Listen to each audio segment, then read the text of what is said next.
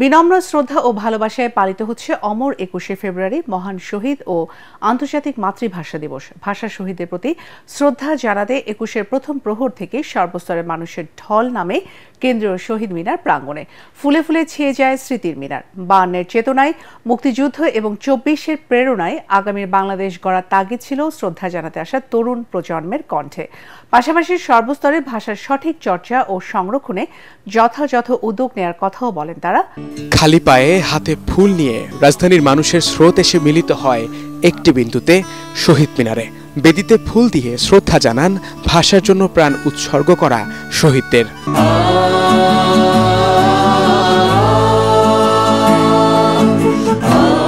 ১৯৫২ সালের ২১শে ফেব্রুয়ারিতে রাষ্ট্রভাষার দাবিতে প্রাণ দিয়েছিল সালাম, বরকত, রফিকরা। ভাষা আন্দোলনের পথ ধরেই আসে মুক্তিযুদ্ধ, জন্ম নেয় স্বাধীন বাংলাদেশ। এখন এই দিনটিকে সারা বিশ্বের মানুষ পালন করে আন্তর্জাতিক মাতৃভাষা দিবস হিসেবে।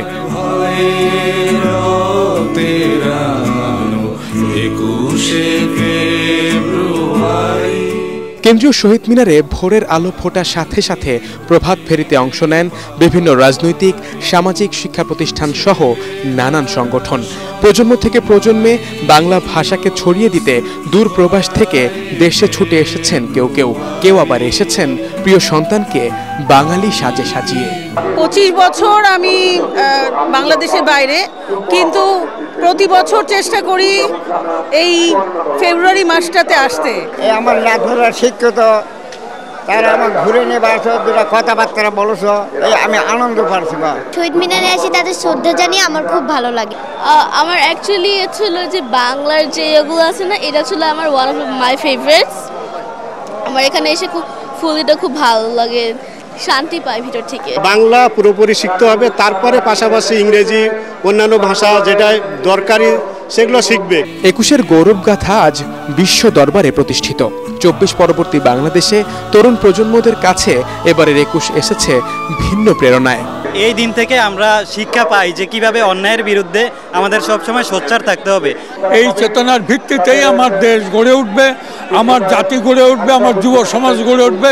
সকল বাধা উপেক্ষা করে তখন মহান ভাষার জন্য যে যুদ্ধ করেছিল, এবং আজকেও দাঁড়িয়ে কিন্তু আমরা সেই জায়গায় দাঁড়িয়ে রয়েছি, বা সেই ২৪-এর গণ অভ্যুত্থানের স্পিড একই সূত্রে গাথা বলে আমরা মনে করছি। সংস্কার যদি আমরা সত্যি করতে চাই, নিজেদের আত্মপ্রচার করার এই ব্যবস্থাগুলো এখনই বন্ধ করে দেওয়া উচিত। বাংলাদেশের মতো একটা জায়গায় যে একটা ভাষাকে রক্ষা করার জন্য জীবন দিয়েছে, আমরা তাদের প্রতি শ্রদ্ধা জ্ঞাপন করছি। চাকমা যে মাতৃভাষাটা আছে, সেটা যেন বিভিন্ন শিক্ষা প্রতিষ্ঠানে মূল্যায়ন করা হয়। সর্বস্তরে ভাষার সঠিক চর্চা ও সংরক্ষণে যথাযথ উদ্যোগ নেয়ার কথা বলেন প্রভাত ফেরিতে আসা লাখো বাঙালি।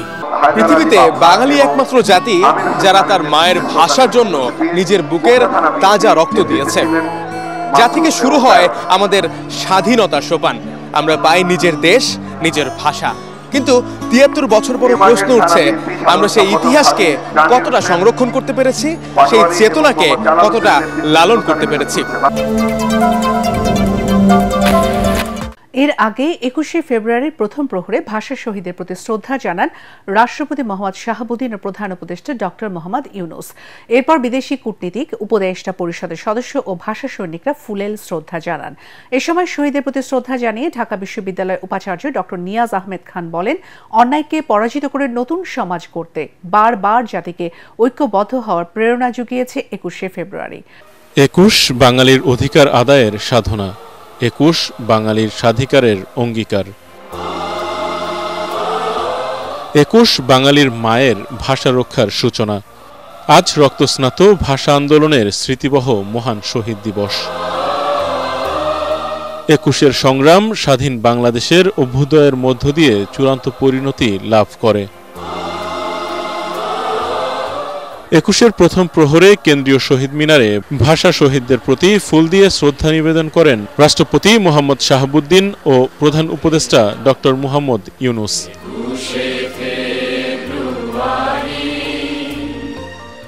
এরপর ফুল দিয়ে শ্রদ্ধা জানান প্রধান বিচারপতি সৈয়দ রেফাত আহমেদ।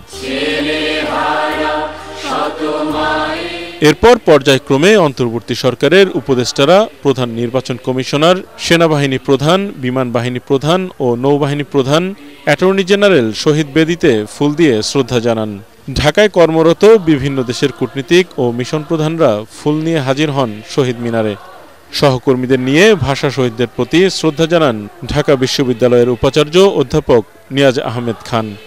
রাষ্ট্রপতি ও প্রধান উপদেষ্টা শ্রদ্ধা নিবেদন শেষে শহীদ মিনার এলাকা ত্যাগ করলে সর্বস্তরের মানুষের শ্রদ্ধা নিবেদনের জন্য উন্মুক্ত করা হয়। বিভিন্ন রাজনৈতিক দল ও সংগঠনের পক্ষ থেকে প্রথম প্রহরে ফুল দিয়ে স্মরণ করা হয় ভাষা শহীদদের। অন্যান্য বছরের চেয়ে এবছর আমরা অত্যন্ত একটা সুন্দর পরিবেশে আমরা মনে করি যে আমরা ফুল দিতে পারছি, যে আমরা বলে থাকি যে আমাদের দ্বিতীয় মুক্তির সংগ্রামে বিজয় লাভের পরের এই পরিবর্তিত পরিস্থিতিতে আমরা শহীদদেরকে স্মরণ করছি। এবার একটা ভিন্ন প্রেক্ষাপটে এই দিবসের আরেকটি বিশেষ তাৎপর্য আছে।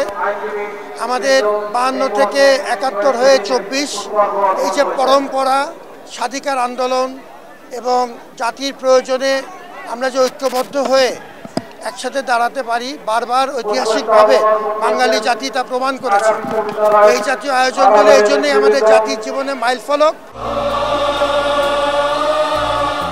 জাতি হিসেবে বাঙালি আত্মমর্যাদাশীল হবে এবং বাংলা ভাষার বিকৃতি রোধ করে মানুষের আশা আকাঙ্ক্ষার বিকাশ ঘটবে। মহান ভাষা শহীদ দিবসে এই প্রত্যাশা সকলের।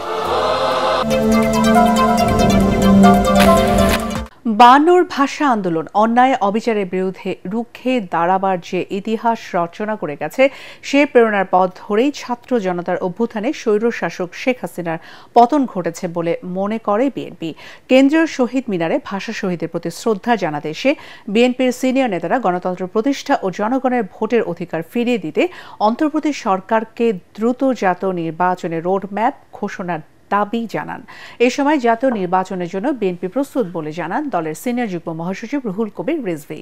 যখন দানব ও গণতান্ত্রিক শক্তির আসর হয়, তারা যখন চেপে বসে, তখন সেই ক্ষেত্রে 21 আমাদেরকে উদ্বুদ্ধ করে। প্রাসঙ্গিক যে বিষয়গুলি থাকে, প্রস্তুতি থাকে, সেটা সবসময়ের জন্যই রয়েছে। তো সুতরাং বিএনপি প্রস্তুতি নিয়ে কোনো ধরনের নেই, কোনো ধরনের ঘাটতি। অন্তর্বর্তী সরকার জাতীয় ঐক্য গঠন ও সবার জন্য সমান সুযোগ এবং স্বাধীন সাংস্কৃতিক চর্চা নিশ্চিতে বিশ্বাসী বলে বিভিন্ন দেশের রাষ্ট্রদূতদের জানিয়েছেন পররাষ্ট্র সচিব মোহাম্মদ জসিম উদ্দিন। রাজধানী ফরেন সার্ভিস একাডেমিতে শহীদ দিবসের অনুষ্ঠানে তিনি বলেন, বিপন্ন ভাষা সংরক্ষণ এবং ভাষাগত বৈচিত্র্য নিশ্চিতে কাজ করা হচ্ছে। তিনি আরও বলেন, 24-এর গণ অভ্যুত্থানের চেতনায় একটি উন্নত বাংলাদেশ গড়তে কাজ করছে বর্তমান সরকার। এ সময় বাংলাদেশে কর্মরত বিভিন্ন দূতাবাসের কর্মকর্তারা নিজ নিজ দেশের বৈচিত্র্যময় সাংস্কৃতিক আয়োজন উপস্থাপন করেন। The current interim government led by Honorable Chief Advisor Dr. Muhammad Yunus remains committed to upholding these ideals by fostering national unity, ensuring equal opportunity and respecting all linguistic and cultural identities. The interim government is emphasizing on promoting multilingualism, preserving engendered languages and creating an environment where linguistic diversity is ensured. বিনম্র শ্রদ্ধা আর যথাযোগ্য মর্যাদায় সারা দেশে পালিত হচ্ছে আন্তর্জাতিক মাতৃভাষা দিবস। 21-এর প্রথম প্রহরেই হাজারো শহীদ বেদি ফুলে ফুলে ভরে ওঠে। শ্রদ্ধা জানায় রাজনৈতিক, সাংস্কৃতিক, সামাজিক প্রতিষ্ঠান সহ সর্বস্তরের মানুষ। এর পাশাপাশি ছিল ভাষা আন্দোলনে স্মরণে আলোচনা সভা ও সাংস্কৃতিক অনুষ্ঠান। বাংলা ভাষার মর্যাদা রক্ষায় যারা জীবন বিলিয়ে দিয়েছিলেন, সেই বীর শহীদদের শ্রদ্ধা ভরে স্মরণ করছে জাতি। দিবসটির প্রথম প্রহরেই চট্টগ্রাম কেন্দ্রীয় শহীদ মিনারে বেজে ওঠে বিউগলের করুণ সুর। প্রথমে শ্রদ্ধা জ্ঞাপন করেন city mayor doctor Shahadat Hossain. এরপর একে একে চট্টগ্রাম বিভাগীয় কমিশনার, পুলিশের চট্টগ্রাম রেঞ্জের ডিআইজি সহ বিভিন্ন সরকারি দপ্তর এবং অন্যান্য সংগঠন শ্রদ্ধা জানায়। যে রক্ত দিয়ে মহান 52-এর ভাষা আন্দোলন সূচিত হয়েছে, ঠিক একই ধারায় আজকে আমরা 2024-এর জুলাই আগস্টের গণ আন্দোলনের মাধ্যমে নতুন আরেকটি বাংলাদেশ পেয়েছি। ঐক্যের মাধ্যমে আমাদের এই বিজয়কে ধরে রাখতে হবে। মহান 21-এর প্রথম প্রহরে রাজশাহী কালেক্টরেট শহীদ মিনারে বিভাগীয় কমিশনার খন্দকার আজিম আহমেদের নেতৃত্বে পুষ্পস্তবক অর্পণ করে জেলা প্রশাসন। আন্তর্জাতিক মাতৃভাষা দিবস ও শহীদ দিবসের প্রথম প্রহরে রংপুর কেন্দ্রীয় শহীদ মিনারে প্রশাসনের শ্রদ্ধা নিবেদনের পর একে একে শহীদ বেদিতে ফুল দেয় বিএনপি জাতীয় পার্টি সহ সর্বস্তরের মানুষ। ভাষা শহীদদের প্রতি গভীর শ্রদ্ধা জানিয়েছেন সিলেটবাসী। রাত 12:01 সিলেট কেন্দ্রীয় শহীদ মিনারে বিভিন্ন প্রতিষ্ঠান ও সাধারণ মানুষ শহীদদের প্রতি শ্রদ্ধা জানান। খুলনায় 21-এর প্রথম প্রহরে সর্বস্তরের মানুষের পদচারণায় মুখরিত হয়ে ওঠে শহীদ মিনার প্রাঙ্গণ। বরিশালে প্রথম প্রহরে শ্রদ্ধা জানানোর পাশাপাশি অনুষ্ঠিত হয় শিশুদের চিত্রাঙ্কন প্রতিযোগিতা, কবিতা পাঠ, আলোচনা ও সাংস্কৃতিক অনুষ্ঠান এবং রক্তদান কর্মসূচি। ময়মনসিংহের টাউন হল কেন্দ্রীয় শহীদ মিনারে ফুল দিয়ে শ্রদ্ধা নিবেদন করে কর্মসূচির সূচনা করেন বিভাগীয় কমিশনার মোক্তার আহমেদ। এরপর দিনভর সাংস্কৃতিক অনুষ্ঠানের আয়োজন করে বিভিন্ন প্রতিষ্ঠান। ফেনীতে রাত 12:01 জেলা প্রশাসক সাইফুল ইসলাম 52 ভাষা শহীদদের প্রতি শ্রদ্ধা জানান। এরপর জেলা পিবিআইয়ের এসপি, জয়িতা শিল্পী সহ অন্যান্য সংস্থা এবং বিভিন্ন সংগঠন ও প্রতিষ্ঠান শ্রদ্ধা নিবেদন করেন। নারায়ণগঞ্জে রাত 12:01 শ্রদ্ধা জানানোর পাশাপাশি জেলা প্রশাসন সহ বিভিন্ন রাজনৈতিক দল ও শিক্ষা প্রতিষ্ঠান এবং সাংস্কৃতিক সংগঠন আলাদা কর্মসূচি পালন করেছে। নওগাঁয় রাত 12:01 মুক্তির মোড় কেন্দ্রীয় শহীদ মিনারে ফুল দিয়ে শ্রদ্ধা নিবেদন করে জেলা প্রশাসন সহ বিভিন্ন প্রতিষ্ঠান ও সাংস্কৃতিক সংগঠনের সদস্যরা। এছাড়া মাগুরা, শেরপুর, বরগুনা, নোয়াখালী, নাটোর, ভোলা, গোপালগঞ্জ সহ সারা দেশেই দিবসটি যথাযোগ্য মর্যাদায় পালন করা হচ্ছে। মুখ থুবড়ে পড়েছে খাগড়াছড়ির ক্ষুদ্র নৃগোষ্ঠীর শিক্ষার্থীদের মাতৃভাষা শিক্ষা। শিক্ষকদের প্রশিক্ষণ না থাকা ও ক্লাস রুটিনে বিষয়গুলো অন্তর্ভুক্ত না করায় চাকমা, মারমা ও ত্রিপুরা সম্প্রদায়ের শিশুরা মাতৃভাষায় শিক্ষা পাচ্ছে না। ঝরে পড়া ঠেকাতে পাহাড় ও সমতলের ক্ষুদ্র নৃগোষ্ঠীর শিশুদের নিজ নিজ মাতৃভাষায় শিক্ষার সুযোগ দিতে পাঠ্যপুস্তক প্রণয়ন করা হয়। প্রথম দফায় পার্বত্য চট্টগ্রামের চাকমা, মারমা ও ত্রিপুরা এবং সমতলের সাদ্রি ও গারো শিশুরা নিজেদের ভাষায় পাঠ্যপুস্তক পেয়েছে, কিন্তু বই পড়তে না পেরে অখুশি তারা। ত্রিপুরা ভাষার বই পেয়েছি কিন্তু পড়তে পাই না। মারমা ভাষার বই পাই নাই।